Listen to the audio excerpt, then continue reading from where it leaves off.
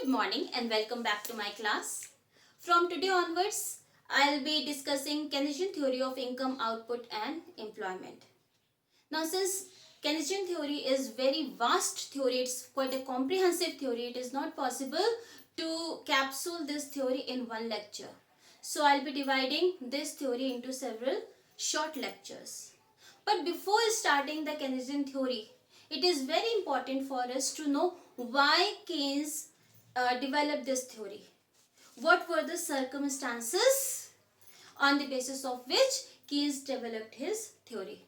So before Keynes, classical theory was considered as a a good or acceptable theory for economics. And according to Keynes, all the economists were classical economists who were predecessor to him. Whether he was Adam Smith or David Ricardo or Alfred Marshall, J.B. Say and several more economists. All these economists were considered as classical economists. Now, what was the theory of classical economists? I'll discuss the classical theory of income, output and employment in a separate lecture in detail. But right now I'll give a just short glimpse of it. So according to classical economist, there is always full employment level in the economy. So first belief of classical economists was that full employment level prevailed in the economy. And what is full employment level? So full employment level is the employment level at which all the resources which are available in the economy are employed. That means there is no involuntary unemployment. So I'll show it in using a diagram. So first belief was full employment level. Now what happened is, I'll draw a diagram. This is x-axis, this is point of origin, it is y-axis. Here we can show income and employment, and on y-axis aggregate demand, that is demand of all the products which are produced in an economy, and aggregate supply. That means value of all the goods and services which all the producers are willing to supply in an economy. Now, according to the classical economist, there is a maximum capacity of the economy. Suppose we'll mark a point here, y. Suppose y is the level of income and employment where all the resources are fully employed. That means no one is unemployed. Suppose in an economy there are 100 people who are of working age and all these 100 people are employed. In that case, this is the full employment level. So, full employment level aggregate supply is a vertical line parallel to the y-axis. It is a vertical line because beyond y, it is not possible to increase the output. Suppose 100 workers are already employed and 100 workers are only available in the economy. So it is not possible to increase the production or employment beyond OY level or beyond 100 level. So that is why production is not possible after OY level. That is why it is a vertical line. So according to the classical economists, production will always be there at full employment level and aggregate demand will follow the full employment level supply. So what will happen? This is the aggregate demand curve and the economy will be at equilibrium at E. Since at point E, aggregate demand curve is intersecting the aggregate supply curve at full employment level. However, according to classical economists, there could be some short-run disequilibrium, but in long run always all the factors or all the elements of the economy, according to Adam Smith, the invisible hand works to bring the economy in the equilibrium at level at full employment level. Suppose sometimes there might be a disequilibrium in short run. Suppose at point A. In short run, economy is working at A point. That means aggregate demand is at point A. Then production will be also OY1. However, some forces of the demand and supply like wage rate and prices will work, and it will bring down the level of employment from A to E. So that is why now the economy will move from OY1 to OY, and full employment level will prevail in the economy. So according to classical economists, if unemployment or disequilibrium arises in the economy, several economic factors in the economy will work to bring it back to the full employment level. That means there will never be overemployment or underemployment in long run. So this is the long run aggregate supply curve. The second belief on which the classical economy was based was one-liner saying of J.B. Say, Jean-Baptiste Say, who said, supply creates its own demand. It is a famous law known as Say's law, and this law was propounded by J.B. Say. According to this law, there could never be any overproduction or underproduction. Overproduction will be when supply will be when in case of overproduction, aggregate supply should be greater than aggregate demand, which is not possible according to classical economists, because whatever is the level of aggregate supply, aggregate demand will automatically follow it. If aggregate supply is at this level, aggregate demand will follow and will come at this level. If aggregate supply is at this level, now aggregate demand will follow and it will be at this level. That means whatever is the level of the supply, demand will always be equal to aggregate supply. So there could never be overproduction and there could never be underproduction also. Now I'll explain it how it works.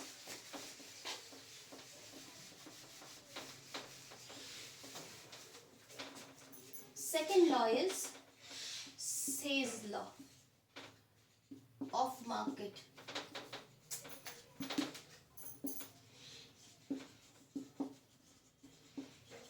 Now what happens is, whenever suppose resources increase in the economy, suppose population of the country increases, in that case full employment level will also increase and the aggregate supply will curve will shift rightwards. In that case production will also increase. So what will happen? Production will increase, and increase in production will lead to increase in supply. And when supply will increases, we estimate supply in terms of value, in terms of money. So what will happen? The value of supply will also increase. When this value of supply will increase, this value will be distributed in the form of factor payments to the factor of production. So what will happen? Income will increase.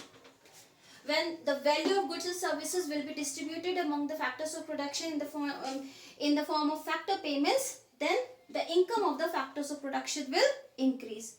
Now when the income will increase, they will either consume goods and services or save. Now if factors of production are consuming goods and services, in that case consumption demand will increase. On the other hand, if they are saving their income, a part of the fraction of the income, they are saving in the form of bank deposits, then banks lend that money to the firms.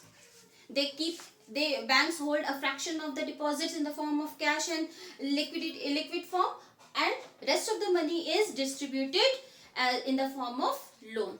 So who takes loan from the banks? Mostly firms and business units borrow from the banks. So the money which is borrowed by the business units, what will they do? They will invest it for the production purpose. They will buy goods, machines, they will buy land. So in that case also, it will create the demand for the capital goods. So what will happen? Our savings will convert into investment demand. And consumption demand plus investment demand creates aggregate demand. So aggregate demand is equal to consumption demand plus investment demand. So according to the classical economist, AD will always be equal to AS. Whatever is the level of AS, aggregate demand will always be equal to it, because supply creates its own demand. The value of supply. So for every supply, every goods and services which is supplied in the market, equivalent amount of income is also created. Suppose if rupees value 100 rupee goods and services are produced and supplied in the market.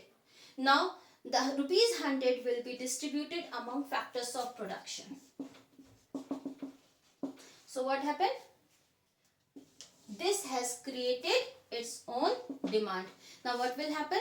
These factors of production will buy goods and services or machines worth rupees 100. So supply of 100 rupees has created demand of 100 rupees. So supply creates its own demand. This is known as Say's law. However, during the time of Great Depression, which started from the year 1929 in United States of America, and it lasted for around 10 years till the year 1939. So now during the time of Great Depression, all these ideologies of this theory failed. Now what happened? We will discuss what happened in Great Depression.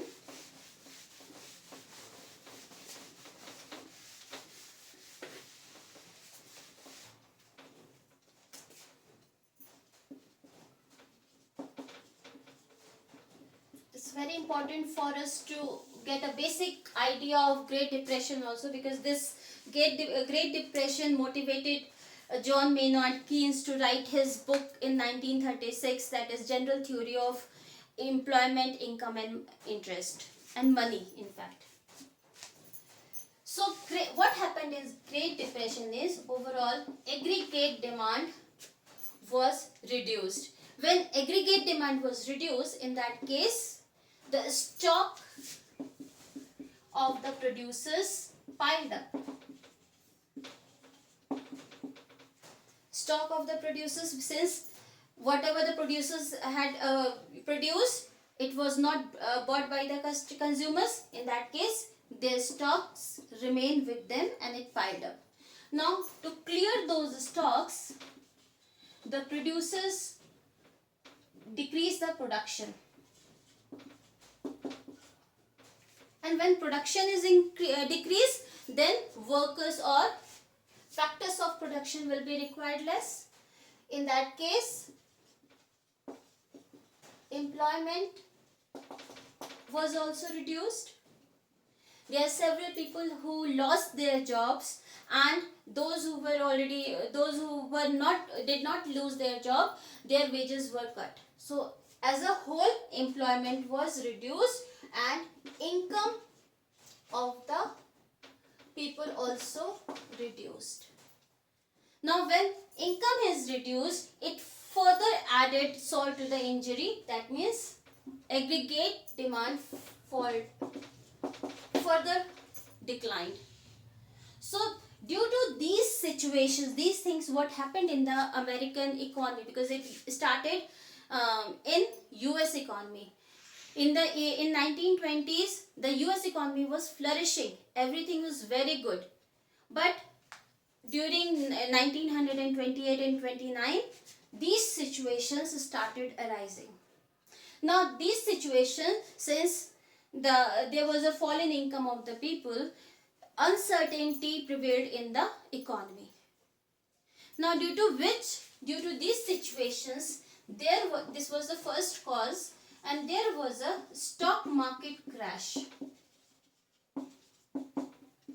which started from 24th October 1929, and it is also known as Black Thursday.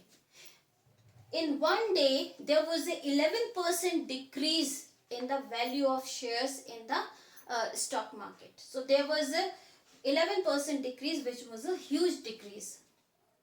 Again, it was on 29th October, it was again there was a decrease, and then on it was known as Black Monday. Then 28th October was Black Monday. Then 29th October it was Black Tuesday, because stock market was kept on crashing. Second thing, what happened at that time, this caused more uncertainty in the economy, because many investors lost their money in the stock market crash. Because we also buy shares from the stock market. What happens when the Sensex come down? What happens? The value of the shares which we are holding in the stock market also come down, and we lose some money. It happened in US also, because investors who had invested in the stock market, the value of their stocks and shares came down drastically. In that case, what happened? Uncertainty rose in the economy. Then what happened? All the people in the economy, most of the people in the economy tried to hold their money. They stopped spending on luxury things. In that case, what happened? First of all, aggregate demand fell more. What happened? They stopped spending and started holding money, due to which aggregate demand fell further. Now what happened? Due to these situations, people started withdrawing money from their money from the bank accounts. Now when most of the people went to the bank to withdraw their money, then banks were not able to meet their demands. What happens? We have already learned that when we deposit our money in the banks, bank keep a fraction of these deposits in liquid form or cash form, and they lend the rest of the amount. Now what happened when all the depositors went to the bank to withdraw their money? In that case, banks also failed. They became bankrupt, and due to which uncertainty also rose. There were 4 waves of banking panics. Banking panics. There were 4 waves, which first was one in the year 1930. Then there were 2 waves in 1931, and the last one in 1932. Due to which American government declared bank holiday. That means banks were closed till the time the situation will be improved. Now, due to banking panics and due to stock market crash, what happened? Investment came down, because what happens is that investors borrow from the banks to invest in new projects. Now when banking services failed, in that case investment came down further. So what happened? Since investment is also a part of aggregate demand, which caused decrease in demand. Now next is government policy. Because aggregate demand was falling, and due to fall in demand, price level was also falling. Now the problem in the economy was falling price level. Now economics was quite a young subject in those days. So what US government tried is to decrease the money supply so that price level can rise. Now what happened? The government of United States of America followed tight money policy. They increased their taxes so that the disposable income in the hands of the public reduced. Now when your income will be reduced, you will spend less. You will have less money to spend on goods and services. This caused decrease in demand again. So there are several factors which caused decrease in demand. Now what happened is, during this time, I will draw this diagram once again. This is Y and here it is ADN. Yes, and here it is income and employment. Now what earlier there was a decrease in demand, so demand came down. Now when stock market crashed and banking panics, due to which investments came down. So what happened? Due to decline in investment, again aggregate demand came down. Now again government policies, government increased tax and reduced spending, and other factors used other tools to bring down the money supply. When money supply decreased, then also the disposable income of the people decreased, due to which again aggregate demand came down. So there were several factors which caused decrease in demand, aggregate demand, and this was the major. This resulted into the Great Depression, and this Great Depression was transmitted to the whole world because at that time gold standard was followed, and wherever the rate, in fact in those countries where situations were not problematic, in those countries also where rate of interest was low and deflation was not there, in those countries also gold started fleeing to those countries where rate of interest was high. So from those countries where gold started fleeing, those countries also started facing problem, and deflationary or pressure started growing in their country as well. So this is why this Great Depression, this problem of reduction in demand, reduction in decline in employment level, decline in production, decline in GDP, this problem was transmitted to all the countries of the world. Now what happened is that when John Maynard Keynes saw that the classical theory failed, and thought, what happened, why classical theory failed, and what was the factors due to which aggregate demand was falling continuously and it did not follow the aggregate supply. Now what happened? Aggregate demand was not following the aggregate supply because full employment level was at some other level. Now suppose full employment level was OY, and since demand kept on reducing, at that due to which production also reduced. OY1, then OY2. So in that case income and employment also kept on reducing. That means the classical theory of income and output failed in this situation, and on the basis of this John Maynard Keynes developed his theory of income, output and employment and wrote a book in 1936, that is the General Theory of Employment, Interest and Money. So from next class, I will be starting some basic concepts of Keynesian theory. And that's all for today. Thank you so much.